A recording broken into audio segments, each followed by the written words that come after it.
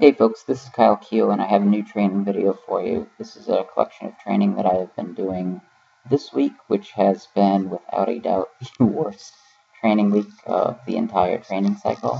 Had a really good first 7 weeks and then got to deload, and towards the end of that 7th week I started to struggle a little bit with my training, but packed it in, deloaded, rested for an entire week, came back, and since coming back really have not found my groove with, I think, just about anything. I'm going to take you through the training that I have done so far this week. These are narrower grip bench presses, 210 for 5 sets of 8. This is about the only thing I think that went according to plan. These didn't move spectacularly fast, but I was pretty happy about the amount of work I did.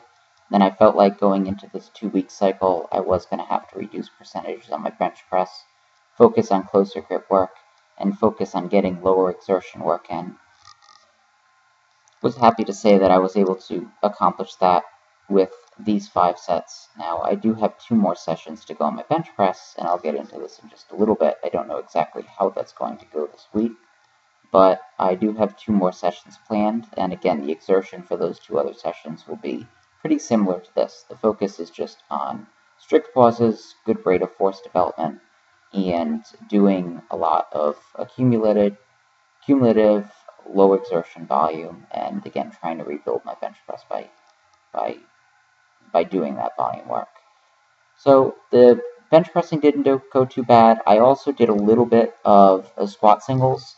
The way in which my squatting is set up, most of the actual work that I'm doing is a lower exertion, higher volume squatting, a repeat of what I was doing in previous training cycles. And so I've reverted back to some previous numbers.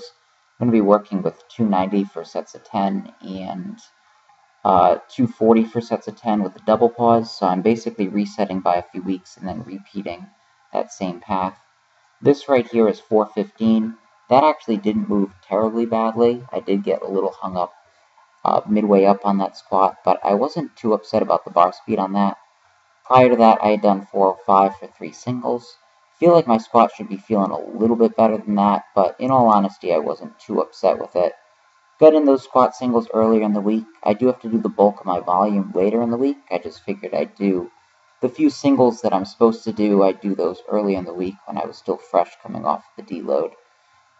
You are seeing some deadlift warm-ups leading up to the session that I just did yesterday. This was definitely the worst training session for me for the week. Going into the deload, I had a pretty poor last deadlift session, but I didn't worry anything about it because after my great session where I did 520 for 5 sets of 3 and they felt really easy, I had a pause deadlift session that really didn't go according to plan, and I shut it down after 2 sets. I said to myself, okay, well, I've overreached for long enough. It's time for me just to shut it down. No big deal that I couldn't do this session. Let me just take the extra rest time. Came back in for this session, and as I was warming up, I felt pretty good. Back felt good. Bar speed felt okay. I would say that it was not fantastic, but certainly well above average and well above where it was the previous training session. This was going to be the first of 3 heavy sessions. This was going to be my heaviest session off the floor without reverse bands. I was going to do 4 to 5 doubles, but I was kind of planning on doing 4 and limiting the volume.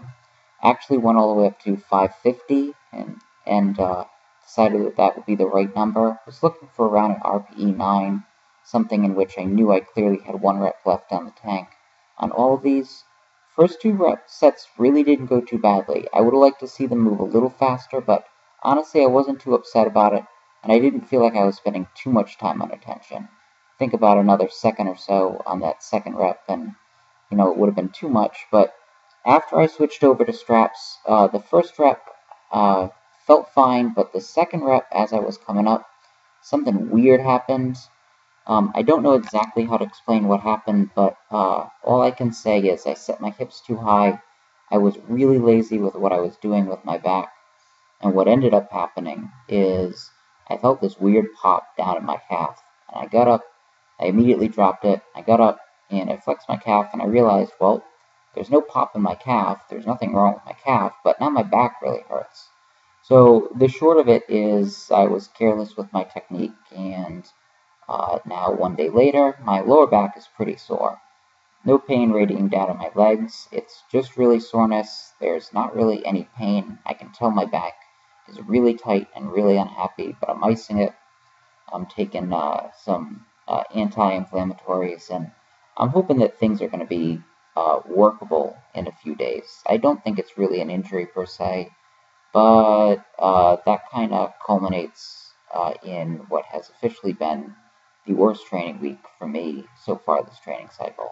It's not something I can't recover from. It's not really that big a deal, and I haven't really done anything I don't think wrong on this particular training week.